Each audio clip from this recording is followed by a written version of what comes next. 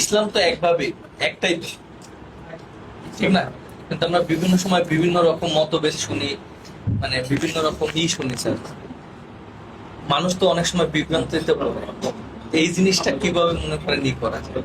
মুসলমানদের মধ্যে এত দল কেন? ইসলাম তো একটাই রাস্তা, এত দল কেন? আমি তো লিখছিলাম, আমার হক তুলে ধরেছি, লেখা হচ্ছে কেন মানে না মানে সেটা আপনার ইম্মা শাকরা ও ইম্মা কাফুরা, আল্লাহ নিজেই বলে দিয়েছে ইন্না হাদায়নাহু সাবিলা ইম্মা শাকরা ও ইম্মা কাফুরা। আমরা সোজা পথ দেখিয়ে দিয়েছি, ইচ্ছে করলে বান্দা শুকরগুজার হতে পারে, ইচ্ছে করলে অস্বীকারী হতে পারে। এই ইচ্ছা শক্তি বান্দার আছে। তুমি যেমনি নাচো তেমনি নাচি, পুতুলের কি দৌড় যে বলা হয় না, সম্পূর্ণ শিরকি গান, এগুলো বলাই যাবে না। তোমার ইচ্ছা বলে কিচ্ছু নাই। হাসিনা হোসেন মমতাজ যে গানটা গায়, তো ইচ্ছা বলে কিচ্ছু নেই বান্দার, এটা সম্পূর্ণ ভুল কথা। আমরা আমাদের নিজের ইচ্ছার উপরেই চলি। ইচ্ছা বলে কিছু নাই, মানুষ চলে কি করে? মানুষ রোবট তো না। এই যে এআই যুগ আসতেছে, এটা রোবটের যুগ আসতেছে, মহা ক্ষতির যুগ আসতেছে সামনেতে, তখন আমাদের ইচ্ছা শক্তি কিছু থাকবে না। যাই হোক, আহলে হাদিস আন্দোলনটা হচ্ছে মূলত মানুষকে কোরআন এবং হাদিসের পথ দেখানোর একটা মুভমেন্ট। এই মুভমেন্টে অনেকে আসছে, অনেকে ছিটকি পড়ে যাচ্ছে, অনেকে পদস্খলন হচ্ছে, অনেকে টিকে আছে শুরু থেকে এই পর্যন্ত আলহামদুলিল্লাহ। আর আমাদের বইগুলো মূলত এর উপরে লেখা। আল্লাহ যাকে হিদায়াত নসিব করেন সে বইগুলো পড়ে এবং আমল করে। আর এইটা এটা প্রশ্নটা খুব সহজ, উত্তরটাও খুব সহজ, কিন্তু সবাই বুঝতে পারে না।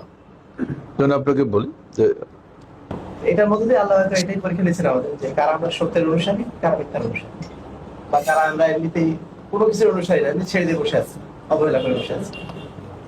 সত্যের অনুসন্ধান করাটাও এটা একটা ইবাদত। এই ইবাদতটা পরীক্ষা নেওয়ার জন্য হয়তো আল্লাহ এই পদ্ধতিটা রেখে দিয়েছেন। আর অন্তত মানে এটা না যে সবটাই সত্য, যেটা একটা সত্য হবে, আমাদের কাজ হচ্ছে সত্য জিনিসটা খুঁজে নেওয়া। সেটা সাধারণত মেনে চলার চেষ্টা করা, সফল হয়ে যাবে। অনেক সময় ভুল হবে, ভুলটাও কিন্তু আবার মানে এক একজন এক এক হবে। যদি কেউ ভুল করে, মানে জেনে শুনে ভুল করে, তাহলে আল্লাহ তাকে মাফ করে দেবে। আমাদের দায়িত্ব হক তুলে ধরা। আমরা হক তুলে গেছি, ওগুলো আমল করার চেষ্টা করবো।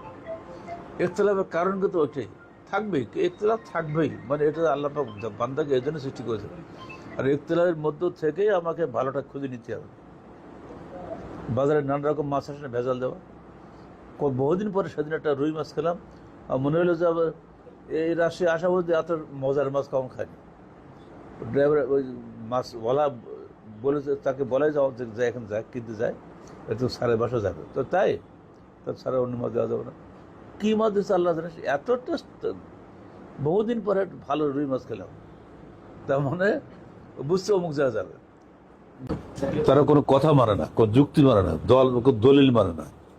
ওই ইগো সারা জীবন এটা করে আসছে, এখন ছাড়বো?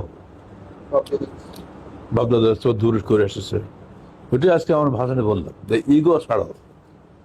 যতদিন ইগো কাজ করবে, তাকে দিয়ে কোনো কাজ হবে না।